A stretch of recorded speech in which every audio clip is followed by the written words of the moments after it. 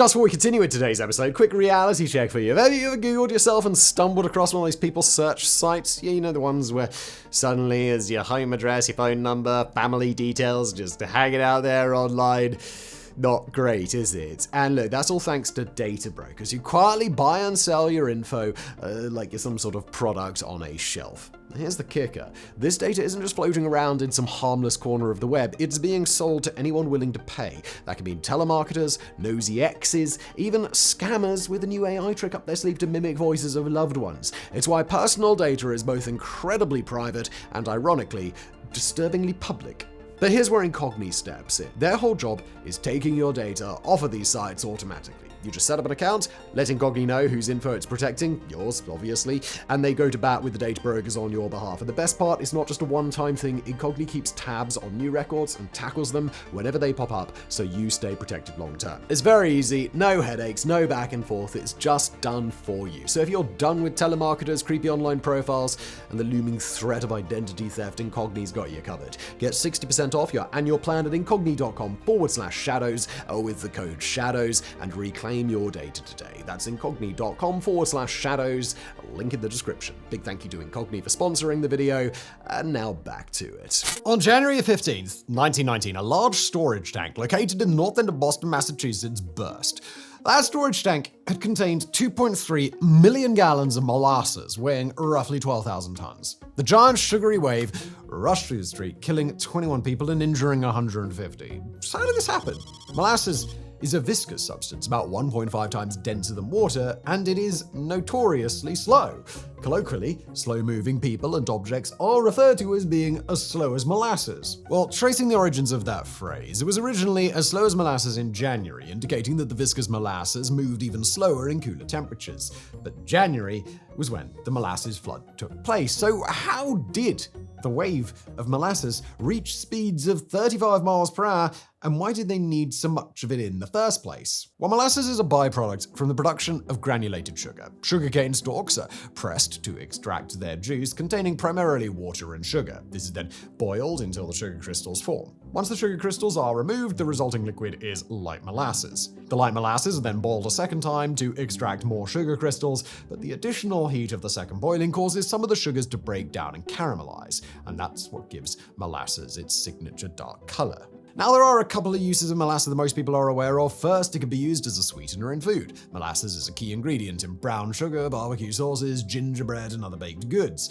It can also be used as a standalone sweetener, sometimes used as a substitute for maple syrup over foods like pancakes. And because molasses contain a high content of fermentable sugars, it's also used in the production of rum, or even just pure ethyl alcohol or ethanol. And it was molasses' utility in producing ethanol that created such a massive demand for it in the 1910s. Ethanol is a key component in making multiple explosives such as dynamite and cordite, and the majority of molasses production at the time was used to make these explosives to help to fuel America's efforts in World War I. In November of 1918, the war ended, which resulted in a molasses surplus. But in the eyes of some, that surplus wasn't enough. The tank in Boston's North End was owned and constructed by Purity Distilling Company, who became a subsidiary of the United States Industrial Alcohol Company after being purchased in 1917. Although the war may have ended, something far more important for the future of molasses had happened a year before the war ended. Congress passed the 18th Amendment, prohibiting the sale, manufacture, and transport of intoxicating liquors. However, an amendment to the Constitution of the United States doesn't just happen because Congress says so. It also needs to be ratified by 3/4 of the individual states. That hadn't happened yet, but it was getting pretty close. The 18th Amendment was written such that it would go into effect exactly 1 year after being ratified by the states.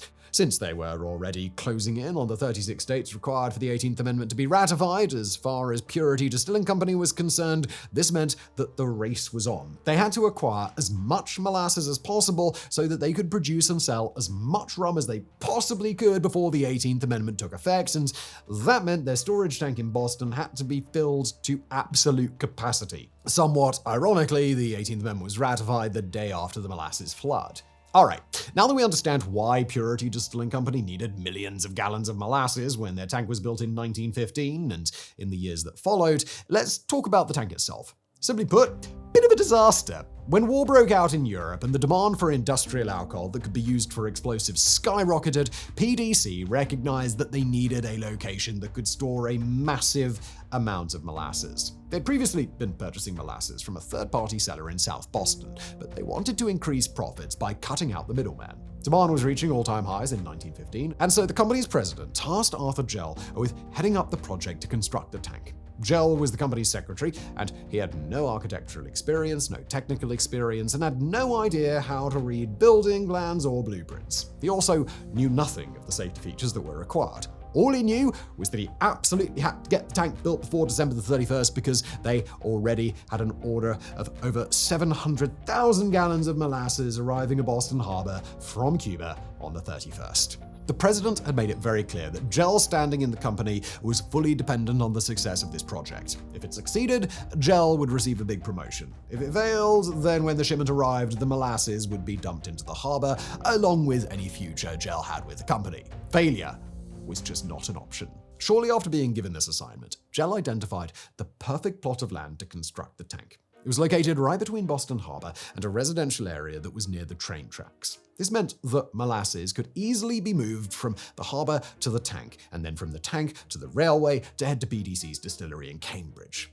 The only problem was that the land in question was already owned by Boston Elevated Railway. Gell wanted to lease the 17,000 square foot plot of land from the railway for as cheap as possible, but they weren't particularly eager to just give away real estate for nothing. This caused negotiations to drag on, and by the time Gell had finally secured the land, there were only 2 months until the New Year's Eve deadline. He then contracted Hammond Ironworks to build the tank. Hammond specialized in building steel railway tanks, so they seemed like a good choice. But as we said, Gell knew nothing about building and couldn't read the blueprints. All he knew was that he needed a tank 50 feet tall and 90 feet in diameter, that's 15 by 27 meters respectively, that could hold millions of gallons of molasses that could be constructed by the deadline. He ignored Hammond's safety concerns and rushed through the process as much as possible. By early December, the parts for the tank had been constructed, so it was time to begin assembling it in its new home.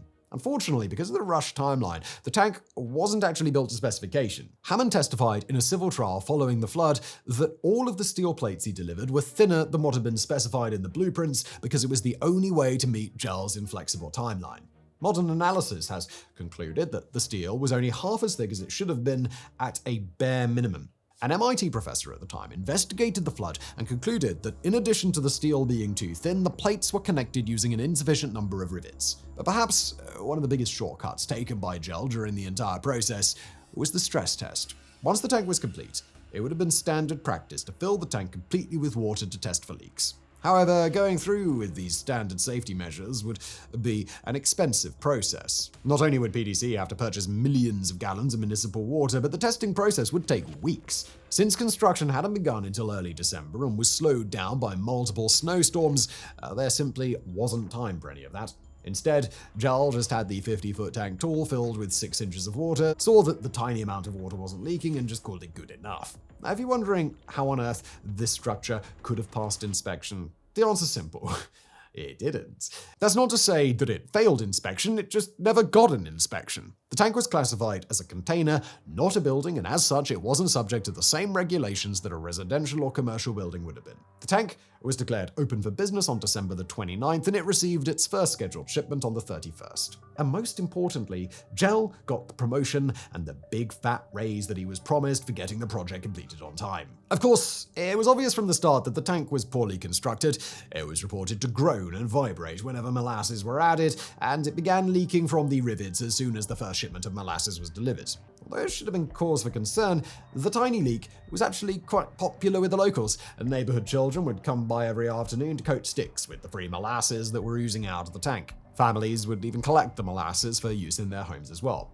Eventually, PDC realized they needed to address these leaks, but not in the way you might expect. The most obvious and sensible course of action would have been to find ways to increase the structural integrity of the tank to prevent it from leaking.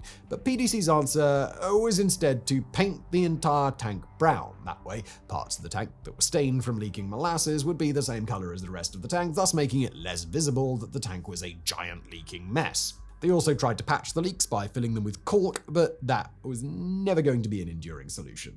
For years, the tank and its contents were a disaster waiting to happen, but it all came to a head when the last delivery was received on January the 12th, 1919. On January the 12th, a shipment of approximately 600,000 gallons of molasses was delivered to the tank. This marked only the 8th time in the 3 years of operation that the tank was filled to capacity. The molasses were warmed up so that they could be more easily pumped into the tank. And it's believed that these warmer molasses mixing with the colder molasses in the tank would have lowered the viscosity, allowing it to flow better. It also may have released gases that increased the pressure inside the tank. But arguably more important than the temperature change inside the tank was the temperature outside.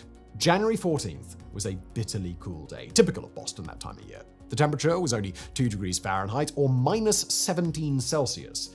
The 15th, however, was unseasonably warm. Temperatures rose all the way to 41 Fahrenheit or 5 degrees Celsius. The warmer weather caused the molasses to begin to ferment, releasing gases that had little way to escape the tank. Although there was a vent built into the tank to release these gases, there was only a single small vent for the massive tank.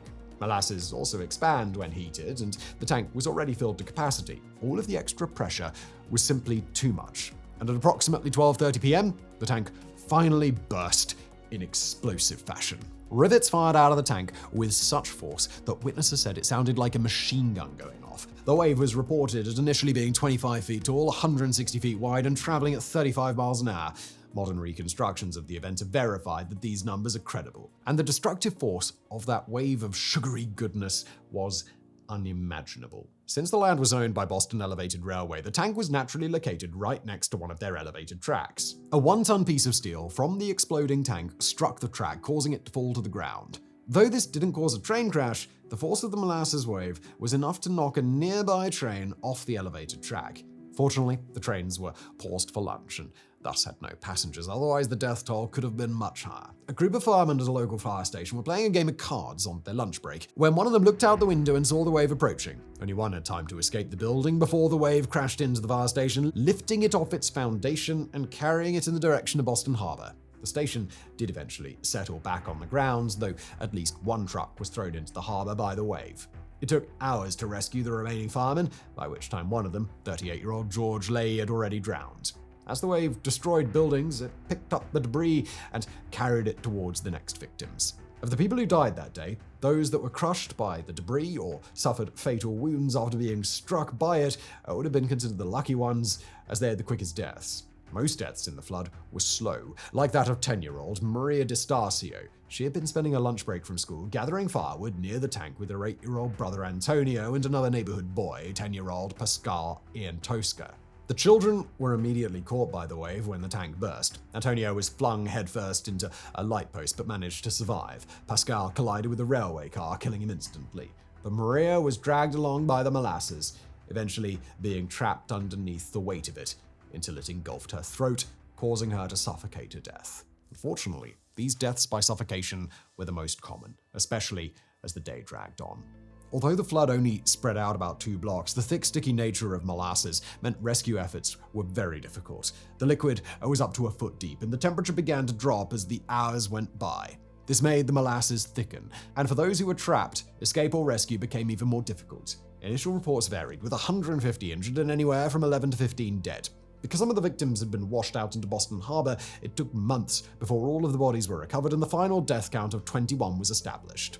The cleanup effort took months, with over 400 men working to clean up the wreckage and the sticky mess left behind. Salt water from fireboats was used to wash away as much of the molasses as the boats could reach, with sand being used to absorb the rest. The water in Boston Harbor was brown with molasses until summer, and for decades that followed, residents in the North End said that on hot days you could smell the molasses coming from the pavement. However, there was an even more important part of the aftermath, which is that of PDC's parent company, United States Industrial Alcohol Company, which was sued by the victims of the flood. That's hardly surprising, given that we now know it was a clear case of negligence, but what is more surprising is just how important this case actually was. The case, Dorr and USIA, is often considered the first class action lawsuit against a major company. There were 119 plaintiffs in the case seeking damages for personal injury, property damage, and the death of loved ones.